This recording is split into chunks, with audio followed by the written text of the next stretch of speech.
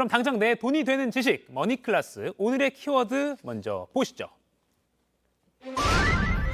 올해 증시에도 산타가 올까?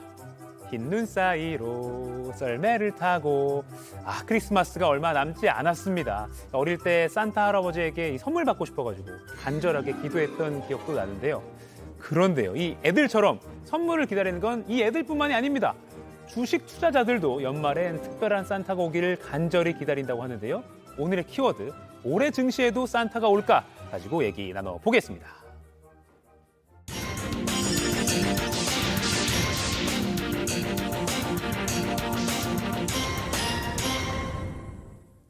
경제의 맥을 짚어주는 도사님, 정철진 경제평론가와 함께 오늘도 맥 한번 짚어보겠습니다. 안녕하세요. 네, 안녕하십니까. 네. 이맘때 되면요, 경제 기사 보면 뭐 산타 랠리 뭐 이런 용어가 등장하는데 네. 이런 것도 하나 알아두면 좀 있어 보이거든요. 이게 그렇죠. 무슨 말입니까? 산타클로스가 언제 옵니까? 12월 25일, 4일, 5일 아, 말입니까? 그래서 산타 랠리라는 건 역시 12월 장이랑 관계가 있고요. 정확히 용어 설명을 하면 크리스마스 전후 그리고 연초까지 주식시장이 상승을 하는 랠리를 펼친다고 해서 이걸 산타 랠리라 이렇게 이야기를 합니다. 네. 1972년부터 이 산타 랠리라는 용어가 나왔다라고 하는데 그 당시에 보면은 에일 허쉬라는 사람이 미국은 역사가 한 200년 정도 넘잖아요. 주식시장.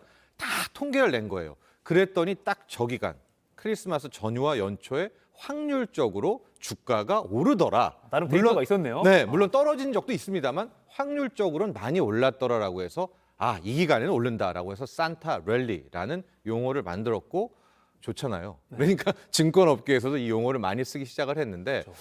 최근의 패턴도 한번 볼까요? 우리 2019년에 이 기간 동안에도 한 5%, 이건 이제 12월 월별로 계산했습니다. 네. 2020년에도 10월, 2021년에도 거의 5% 가까이 오르면서 우리가 요즘에 산타 랠리 할 때는 이제 12월 장에서 주가가 오르는 것, 뭐 이렇게 이해하기도 합니다. 아까 예외도 있다고는 하셨지만 어쨌든 이 12월쯤 되면 연말에 증시가 좀 오르는 경향이 있다. 네. 왜 그런 거예요? 한 세 가지 정도 이유를 들 수가 있을 것 네. 같아요. 왜 연말에는 증시가 오르는가? 저희가 한 세 가지 그림을 보이겠습니다. 네. 우리 앵커, 세 가지 중에서 저 그림만으로는 좀 모르겠죠. 여행을 가기 때문인가요? 뭔가요? 하고 두 번째는 트리가 보이고 세 번째는 쇼핑백 이런 게 보일 텐데 네. 하나씩 보도록 하겠습니다. 네. 첫 번째 저 여행은 기관 투자가 엄밀히 말하면 펀드 매니저가 휴가를 간다는 거예요. 이것은 배당, 공매도와도 관계가 있는데 우리가 연말이 되면 조금 이따 이야기하겠지만 배당을 받으려면 현물을 갖고 있어야 됩니다. 네. 근데 공매도를 할 경우에는 이것을 환매하거나 그 이자를 지불해야 되거든요. 그래서 보통은 펀드 매니저가 공매도 푼 것들을 일단 다 환수를 하고 자기네들이 휴가를 떠난다라고 해서 그럼 시장을 억누르는 악재가 없어지잖아요. 그런 수급과 관련된 이유가 있고 이 두 번째 투리는 뭐냐면 자기 실현적 예언. 왠지 좀 12월 되면 왠지 좋아. 네, 기분도 좋아요. 왠지 네. 좋고 네. 막 1월이 되면 잘 될 거야. 이런 것들이 투심에도 반영된다. 이게 두 번째 이유입니다. 이게 투자는 심리니까 심리적인 게 진짜 있는 거군요. 있어요. 그리고 세 번째 연말 소비는 뭐냐면 우리나라는 좀 연중 소비를 하는 패턴이지만 미국은 평소에 소비 안 합니다. 그리고 거의 12월 이때 1월에 몰아서 소비를 해서 항상 기업 매출이 이 연말에 많이 잘 나와요. 그럼 이제 그것이 당연히 주식시장에도 반영된다라고 해서 이런 세 가지 정도 이유로 우리가 산타 랠리를 원인을 찾고 있습니다. 실제로 미국은 뭐 크리스마스부터 연말까지 막 엄청 세일도 하고 있는 막, 돈 다 쓰죠. 그렇죠. 거기 막 때. 다 사잖아요. 네, 막. 네. 그렇군요. 그러면 이렇게 행복한 얘기를 좀 했는데 네. 올해 현실을 좀 짚어보겠습니다. 이 산타 랠리 기대하기에는 지금 좀 주식시장이 많이 가라앉은 거 아닌가요? 그렇죠. 네. 게다가 요즘에 물가 상승, 인플레이션 고통이 심하잖아요. 그래서 증권업계에서는 산타크로스 할아버지도 물가가 너무 올라서 지금 선물 살 돈이 부족하다. 그래서 못 올 거야. 이런 얘기가 많이 나오는데 역시 미국의 금리 인상 끝을 모르겠다. 과연 최종 금리가 어디 이런 긴축에 대한 압박이 있고요. 중국이 좀 확실하게 봉쇄를 풀었으면 좋겠는데 이 역시도 아직 뚜렷한 뭐가 안 나오고 있고요. 네. 그리고 올해 1월이죠. 시작됐던 우크라이나 사태, 이 전쟁에 대한 압박. 특히 오늘 새벽에 또 푸틴이 과격한 발언을 했던데 네. 이런 것들이 실은 계속해서 주식시장을 연중 내내 억눌렀죠. 그래서 산타랠리 여기에 좀 퀘스천 마크가 찍히는 건 사실입니다. 그렇군요. 그러니까 사실 아까 외신이라고 했죠. 뭐 푸틴 그다음에 중국 리오프닝 지난 시간에 설명해 주신 네. 그게 아직도 영향 우리도 좀 잘 지켜봐야겠네요. 네. 그러면 이 정도 조건이 되면, 그러니까 요거가 만약에 변하면 산타랠리 기대해볼 만하다. 그런 조건은 좀 뭐가 있을까요? 우리가 큰 틀에서는 12월 랠리라고 했지만 정확히는 크리스마스 전후니까 네.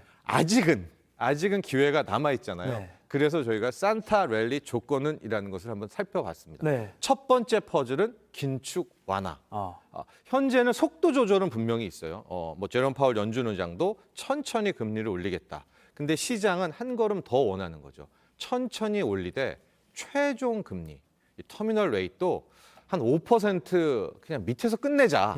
이거의 조건이 필요한 거예요. 돈이 더 풀리게. 네. 금리를 올려도 한 5% 밑에서는 이 금리 인상을 멈추자. 이건 바로 다음 주 12월 FOMC 회의에서 확인이 됩니다. 네. 그러니까 긴축 완화, 최종 금리를 확인을 해야 되고 그게 밑에서 끝난다는 어떤 시장이 나오면 첫 번째 조건이 완성이 되고요. 두 번째 조건은 지난 시간에도 얘기했지만 중국의 코로나 봉쇄 완화입니다. 네. 지금은 좀 애매해요. 하는 것 같고 그러면 좀 막 중국 증시는 폭등했다가 또 아닌 것도 같고 여기서 확실한 좀 사인을 주는 것이 필요하다. 세 번째 조건도 있습니다. 산타랠리를 위해서는 달러 약세.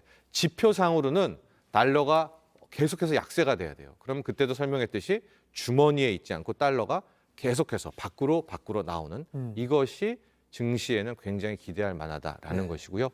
마지막 네 번째는 뭐 주식시장뿐만이 아니라 실제로 뭐 우리 많은 또 인류가 원하고 있는 건데요. 우크라이나 사태, 우크라이나 러시아 전쟁의 종료 아니면 휴전이라도 좋습니다. 휴전이라는 재료까지도 좀 크리스마스를 전후해서 뭐 예수님의 사랑을 전했던 날 아니겠습니까? 들려온다면 이 정도 네 가지 퍼즐이 이제 얼마 남진 않았죠. 한 1, 2주 내에 좀 어느 정도 확신이 있다면 산타랠리도 기대해 볼 만하다. 이렇게 설명할 수 있겠습니다. 말씀하신 대로 가능성이 아주 없진 않네요. 보면 실현이 될 수도 있겠다 싶은 것들도 있고. 그렇죠. 네. 그러나 이제 하여간 지켜보시죠. 네, 다음 주 연방준비제도 이것도 한번 봐야겠습니다. 네. 그러면 산타랠리와 상관없이요. 연말이 되면 뭐 이런 종목 주식에는 조금 관심을 가져봐라. 어떤 거에 좀 관심을 가져봐야 역시 될까요? 배당주죠. 배당주. 네.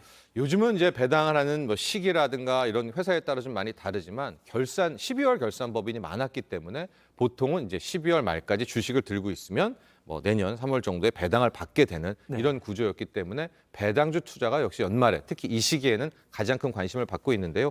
크게 한 세 가지 정도를 염두에 두셔야 될 것 같아요. 배당 성향이라는 거, 또 배당금 추이, 배당 수익률인데 배당 성향이라는 것을 꼭 체크를 하셔야 됩니다. 배당 성향은 한 회사의 당기순이익, 이익 대비 그 회사가 배당을 얼마를 하냐. 배당액, 당연히 배당 성향이 높은 기업을 찾으셔야 되겠고요. 1년, 2년만 배당 성향 높아 이런 거 안 쳐줍니다. 적어도 최소 3년, 못해도 5년. 미국의 3M 같은 회사는요. 한 20년 이상 배당을 계속 늘려오는 이런 배당 귀족주. 그래서 얼만큼 오래 배당을 했느냐. 그리고 세 번째, 배당 수익률은 이건 단기적 체크 포인트인데 주가 대비 내가 이걸 들고 있으면 얼마의 배당금을 받을 수 있을까라는 배당 수익률. 이거 역시도 이제 투자하실 때 높은 것을 체크해 보셔야 되겠죠. 근데 배당주가 좀 익숙지 않은 사람에게 조금 어려울 수도 있을 것 같아요. 그러니까 무슨 뭐 언제까지 뭘 잘 들고 있어야 되니까 배당 그 뭐 기한 같은 게 있다고 하는데. 그 세 가지예요. 이제 요거를 체크하고 아마 포털이라든가 증권업계에 가면은 그 배당주 리스트가 있습니다. 그래서 그걸 찾기는 어렵지가 않은데 테크닉은 필요해요. 첫 번째 테크닉은 그냥 아무 생각 없이 사서 장기 투자하는 거예요. 배당도 받고 또 뭐 회사도 적립하고 이런 방법이 하나가 있고요. 두 번째 방법은 뭐냐면은 이 배당을 준다라고 하면 단기적으로 수요가 몰려서 주가가 오르거든요. 그러니까 지금 사서 배당 전까지 주가 차익만 먹고 실제로 팔고 나오는 겁니다. 배당 기산일 전에. 배당을 안 받고. 그러니까 주가 차익만 얻는 방법. 세 번째는 판이 다 끝나기를 기다려요. 그럼 배당 락이라고 해서 배당까지 주고 그 다음 날은 주가가 떨어지거든요. 그러니까 아예 판이 다 끝나고 배당 락을 노려서 그 주식을 사는. 비교적 저점에서 살 수 있는.